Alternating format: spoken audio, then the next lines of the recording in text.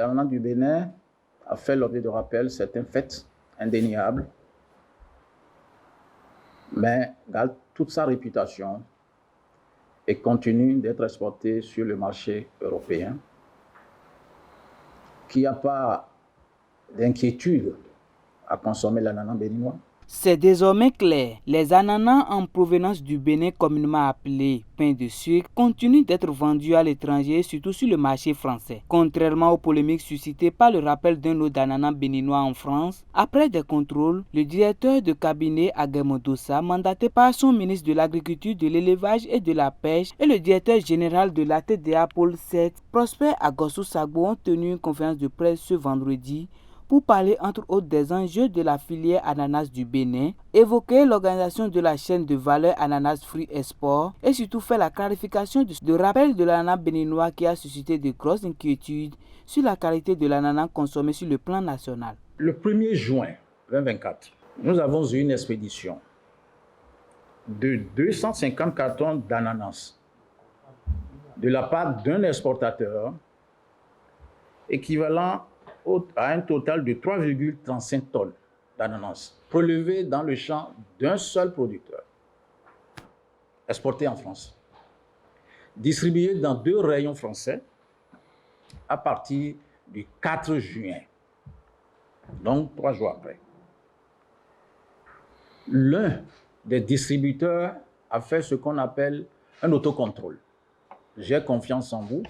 Comme on dit, la confiance n'exclut pas le contrôle. Donc, il a prélevé ce qu'il a acheté, il a commandé l'analyse au laboratoire, et ça, c'était donc le 11 juin, et les résultats sont sortis le 17 juin, et le verdict, c'est que dans 1 kg de cet ananas, d'après les analyses, il y a jusqu'à 5,9 mg de téflon par kilo d'ananas. La norme, comme l'a dit le DG, c'est 2. Donc, on est presque à 3 fois la dose acceptée. La seule molécule en cause, c'était le téflon, justement. Et comme c'est un même stock dans 2 rayons, quand on constate qu'il y a un problème, on décrète le rappel dans tous les rayons. Ce qui était déjà consommé l'est. Ce qui ne l'est pas, ça a été rappelé. Et quand on parle de rappel, de quoi s'agit-il en fait? C'est un phénomène ordinaire. Ça se passe tous les jours. Même ce matin déjà, il y a un rappel sur le marché européen. Donc c'est un phénomène ordinaire qui relève de la vigilance d'un État pour protéger ses concitoyens, ses consommateurs. Une fois en passant, c'est une alerte. Et ça nous rappelle que nous ne sommes pas parfaits. Il faut redoubler de vigilance. Mais quand ça se répète, ça devient un risque. Parce que ça modifie le profil risque du pays. Et pour ce qui est du Bénin, aujourd'hui, malgré cet incident qu'on a eu fin juin, le profil risque du Bénin n'a aucun problème. Nous continuons d'exporter de l'ananas sur le marché européen. 10 expéditions ont déjà eu lieu après l'incident, qui font dire à certaines personnes que notre ananas est indésirable sur le marché européen. Ce n'est pas comme ça que ça se passe.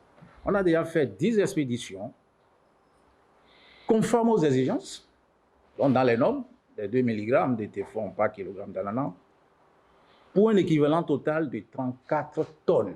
Le directeur général de l'Agence territoriale de développement agricole Pôle 7 revient ici sur l'organisation de la chaîne de valeur ananas fruits export.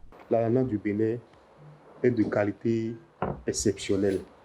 Ce n'est pas nous, les Béninois seulement, qui le disons, mais tout consommateur qui a été d'une manière ou d'une autre en contact avec ce produit-là l'a toujours apprécié, que ce soit en Afrique, en Europe ou en Asie. Pour que cela en soit ainsi, c'est essentiellement lié à nos pratiques. Nos pratiques qui garantissent la qualité de ce produit. Et ces pratiques-là s'est consolidées au fil du temps par la dextérité, l'engagement des hommes qui sont impliqués dans la production. Tout le processus de production, le cycle de production de l'ananas est globalement réparti en 2 étapes. Nous avons l'étape de développement végétatif de la plante qui part de l'installation jusqu'à l'étape où on fait l'opération qu'on appelle induction florale. C'est au cours de cette étape-là qui dure environ 8 à 12 mois selon les cultivars qu'on applique toutes les opérations culturelles en termes d'entretien, de fumure, de traitement des ravageurs jusqu'à ce que la plante ait comblé et atteint son développement végétatif complet. Et au terme du développement végétatif, on fait ce qu'on appelle le traitement d'induction florale pour forcer la plante à produire des fleurs et à continuer la fructification qui va aboutir aux fruits. Et de l'induction florale à la formation des fruits matures, on peut compter 4 à 5 mois. Et durant cette étape-là, il n'y a plus d'autres applications qu'on fait au niveau de la culture. Il n'y a plus d'apport d'engrais, ni de traitement insecticide, rien. La plante est préparée au cours de la première phase à accumuler toutes les réserves nécessaires pour elle, pour qu'une fois les fleurs formées, ils puissent poursuivre le développement pour aller à la production des fruits.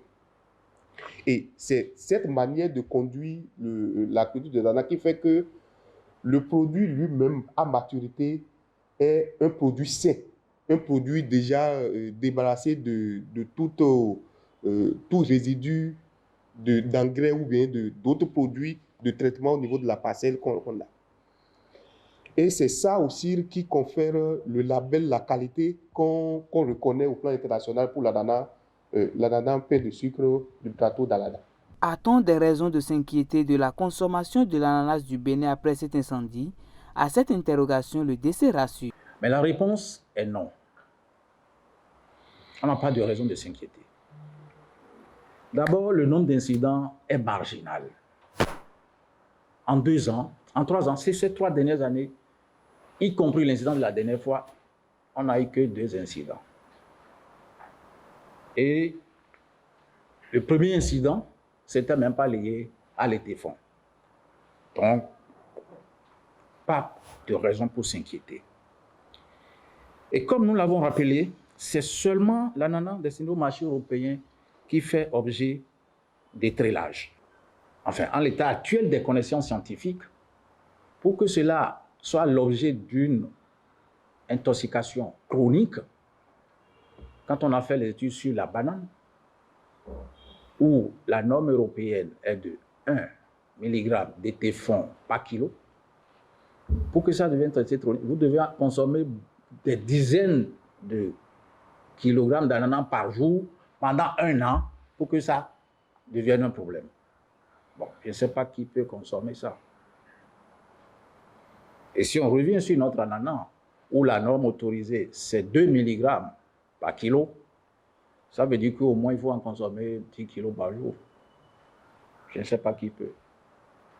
Donc, de point de vue scientifique, il n'y a pas d'évidence qui nous font douter aujourd'hui que nous pouvons avoir des problèmes en consommant l'ananas étrélé. Le DG de l'ATDA a profité pour rappeler les mesures prises pour renforcer l'image et la qualité de l'ananas du Bénin afin de rassurer davantage les consommateurs. L'ananas du Bénin continue d'être toujours exporté. Pour preuve, 10 expéditions d'ananas fruits sur le marché européen conformes aux exigences, soit près de 34 tonnes ont été effectuées depuis cet incendie.